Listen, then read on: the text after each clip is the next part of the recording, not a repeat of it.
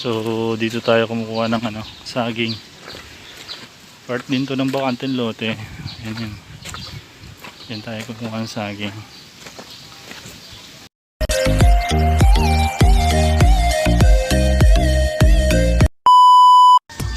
So dito tayo sa setup. Kulungan ng kambing. Yan. Try ako nito kaso ayaw nila. Hindi sila gaano familiar dito. Makain sila pero hindi ganun karami. Yung yung gayami o yung sa palay, pinaka trunk ng palay. So tag-ulan na naman, yung saging natin, Chacha, si Kain, si Candy. Yan, sinatali ko si Kain kasi ko.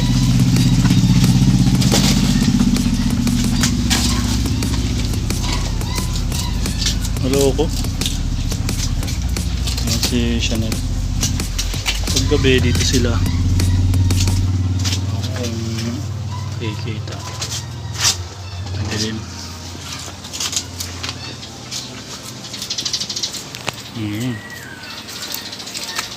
Update natin ngayon kasi tag-ulan na dito.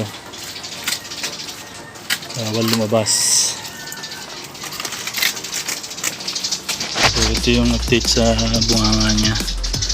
Ayan, kung saan ang gumagaling. Diba last time yan, susugat. Pero this time dry na siya. Mga ilang araw na yan, mawawala na yan. Siguro mga buwan.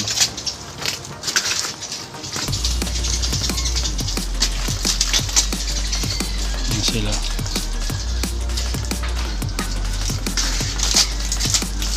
Saging sila ngayon. Umay sila sa saging ngayon. Ayan. Chanel. Dito ko nilalagay yung mais kasi ngayon may saging. Saging na muna.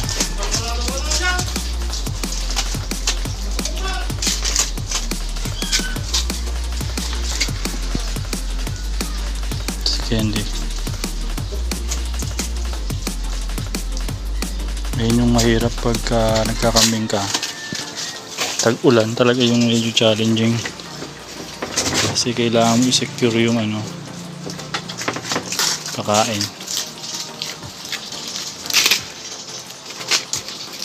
Ayan.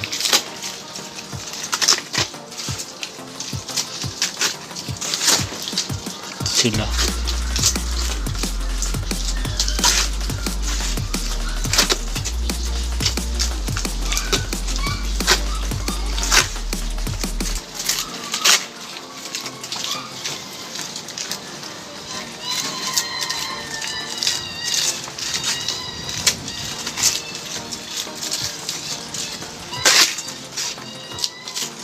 Sana lang hindi maubos yung pinagkukuhanan ko ng saging. Sina. Tanim na rin tayo ng napier So nagtatribe naman ngayon yung napier kasi tag-ulan. Okay din na umulan kasi para makatanim na rin yung mga dito. Tanim na rin ng palay kasi pag walang ulan hindi ka pwede mag-prep ng lupa, ganyan. Maraming disadvantage din Ito naman kaya namang gawa ng paraan ng mga kambing natin.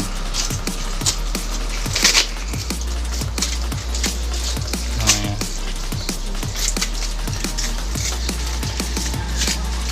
Ayan sila. Ito sila sa lungan ngayon, bawal lumabas. So sana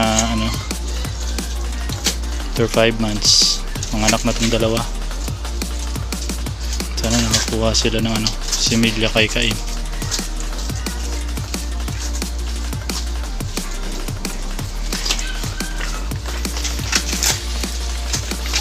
Ayan. Si Kain color black, hindi kita. Ayan siya.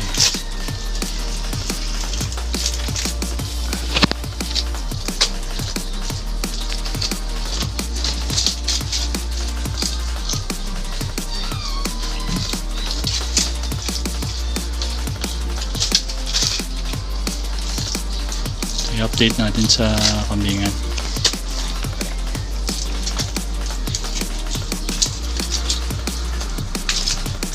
Sorry. So dito tayo kumukuha ng saging. Part din to ng bakanteng lote. Yan tayo kumukuha ng saging. Yan. So sana hindi maubos. Yan. Ito. Yan na yung bakanteng lote. So dito yung tinaniman namin kahapon. Makulimlim kahapon, mulan kaso hindi ganun kalakas. Tinanim namin ni Mike dati oh. Ayan.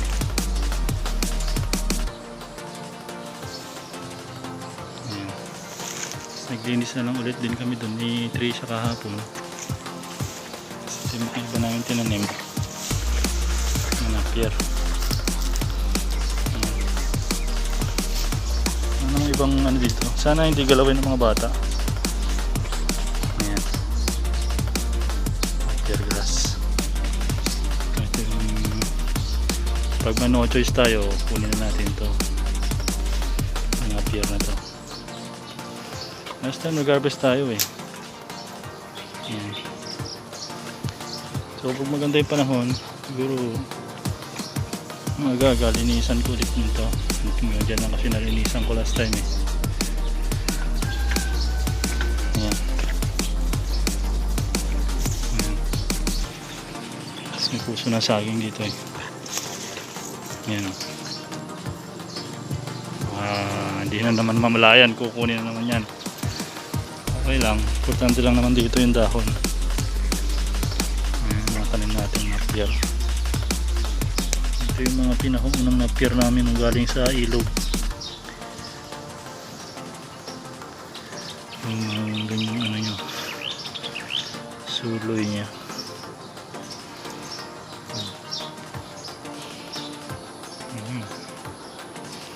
So kailangan natin alisin yung dyan,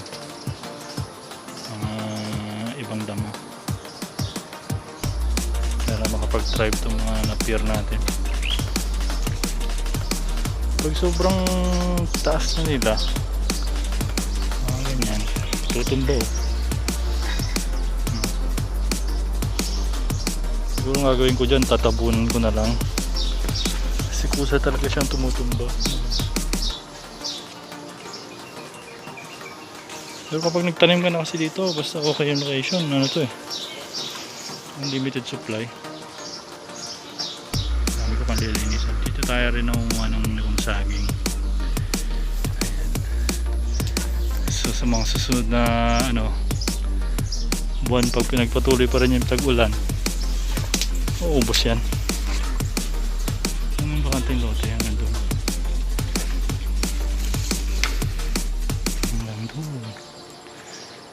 Diba?